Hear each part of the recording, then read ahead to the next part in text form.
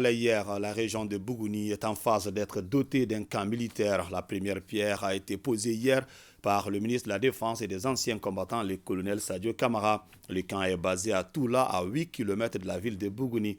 La construction de cet outil de défense et de sécurité conforte la vision des autorités de la transition de renforcer la capacité opérationnelle des FAMA. De retour de Bougouni, Aridou Matina et Abdraman Douka Traoré. Ce jour 14 mars 2023 sera écrit en lettres d'or dans les annales de l'histoire de la nouvelle région de Bougouni. La cité du Bani Mounetier va disposer d'un camp militaire moderne et sécurisé, et la pose de la première pierre de cet édifice militaire a mobilisé plus d'un à Bougouni et environnant. Fortement engagée pour l'épanouissement de la localité, l'Association pour le développement de la région de Bougouni voit enfin la matérialisation de l'une de ses préoccupations. Pour la DRB, l'ouverture des camps militaires à Bougouni est une œuvre particulièrement utile pour l'ensemble de la région sur le plan sécuritaire, mais aussi de façon générale sur le plan du développement. Nous avons organisé ici à Bougouni le forum sur la sécurité. La préoccupation exprimée lors de ce forum de juillet 2021, que cette préoccupation va de pair avec le souci constant du gouvernement de réhabiliter l'outil de défense. Basé à Toula, à 8 km de Bougouni, la construction de ce nouveau camp militaire obéit à la vision stratégique et opérationnelle des autorités de la transition, à renforcer la protection du territoire national et apporter une riposte plus adéquate aux menaces multidimensionnelles. Un événement historique attendu des populations de Bougouni depuis plus de 60 ans.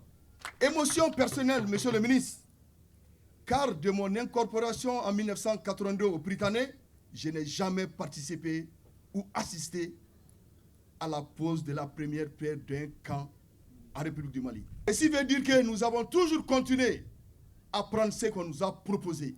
Et cette fois-ci, nous allons vivre dans ce que nous-mêmes nous avons voulu. Le camp militaire de Bougouni, une fois terminé, abritera le 82e régiment blindé, c'est-à-dire uniquement les engins de déplacement tels que les chars et les BTR. Et l'implantation de ces forces permettra inévitablement de rayonner dans le quadrilatère Bani Mounetier, Wassoulou, Djitoumou et Baniko. Cette infrastructure permettra, dans le cadre de la vision du chef d'état-major de l'armée de terre, d'être au plus près de la population, de réduire les délais d'intervention. La construction de ce camp est conforme à la vision du chef d'état-major général des armées, notamment en ce qui concerne le maillage du territoire, et cela en vue d'atteindre l'état final est recherché, à savoir la sécurité et la disposition et d'un outil de défense opérationnelle autonome du pays. La création d'un outil de défense et de sécurité professionnel efficace, tourné vers la satisfaction des besoins des citoyens, demeure l'une des visions majeures du chef suprême des armées. L'événement qui nous réunit symbolise un aspect supplémentaire de la matérialisation de la volonté de son Excellence le colonel Assimi Goïta, chef de l'État, chef suprême des armées, de mettre les forces de défense et de sécurité du Mali dans les conditions optimales. Ceci que les autorités et les populations de Bougouni ont octroyé aux FAMA pour la construction du camp permettra d'y construire les champs de tir et les espaces dédiés aux manœuvres des engins blindés. Ce qui est fait ici à Bougouni est appelé à se reproduire partout au Mali.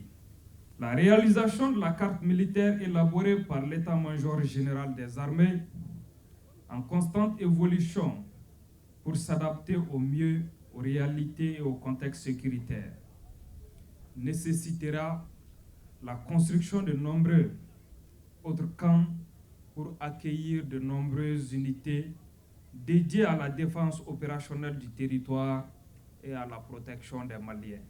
L'ambitieux projet, bâti sur une superficie de 747 hectares, dont 70 hectares seront pour le moment exploités, verra la construction de plusieurs infrastructures.